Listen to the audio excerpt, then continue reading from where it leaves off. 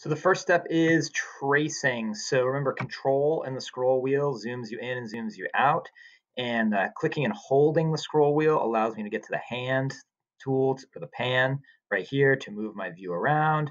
And really keeping one hand on the control button on the keyboard is super important and going around. So the main tool we're going to use for tracing is the path tool. Under the path tools, we're going to be using the pen tool. Okay. And so and here's the main thing. Generally, not all the time, but 99% of the time, you're going to go back to where you started. So you're going to trace entire zones of things. And so the first thing I'm actually going to trace, rather than the outline, is I'm just going to do the eyes and the mouth area of this llama, because I want to use that as part of, I think I'm going to want to use that as part of my tracing. So I'm going to click. And remember, if you click and click, so it's click, click, click.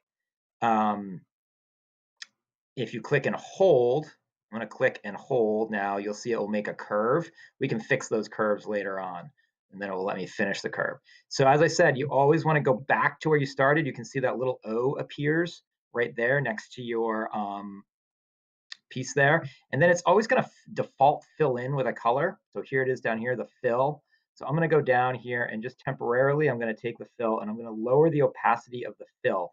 Do not lower the opacity of the appearance. You'll notice if you do that, the entire thing disappears. You just want to lower the opacity of the fill. And do that. And since I like this eye and I want to use it again, I'm actually going to go to Edit, Duplicate, grab this eye, and then I'm going to do a horizontal flip right here, horizontal flip. And I'm going to use that eye again over there. And now I'm going to get my pen tool and I'm going to do my drawing of my nose. I might fix that later.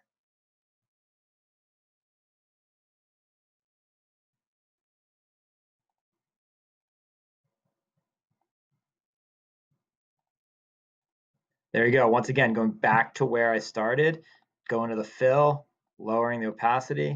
And then I'm going to take the sub select, which is the second pointer down. This allows me to move nodes and lines, and I'm going to curve these lines. I'm going to curve that one out, curve that one down. So I'm going to bend this one out, and I actually might bring this one up to give it more of it, and then actually pull these in so I get more sort of a nostril-y type look. And see, that's like a, yeah, that's actually not so bad. And you can also grab these control bars to kind of fix the curves if you want. If you want it not to be a point, so this is like a sharp point, you can see by the square there, I can turn this into a curve over here in the joints. So I'm going to turn that into a curve there, click on this one over here, mirrored, change that into a curve, and then I can sort of that back on. That's looking much better, more like a nose. That's a good llama mouth. All right, so the next thing I'm doing is I'm going to go around, I'm going to trace the entire llama. And I'm going to do this pretty quick. Maybe go in there, zoom in. Boop.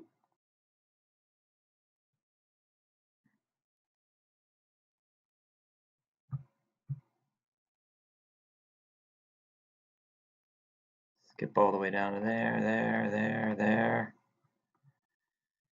So I'm just going around, and since I'm making a silhouette, I'm not going to worry about that space there. I'm going to kind of do this one. I'll go back and get that space later. Just moving fast to keep the screencast short. So you want to go all the way around.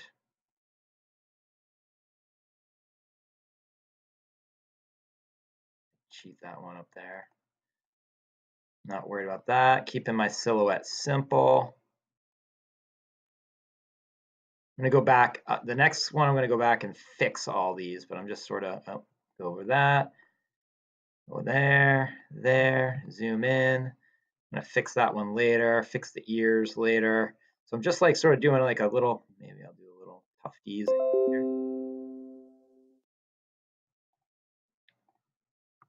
So I just want to sort of go around, I'm reaching the end of my recording limit, and there. So the first thing is to go all the way around and do that. The next one I'm going to talk about sub select. All right, good luck.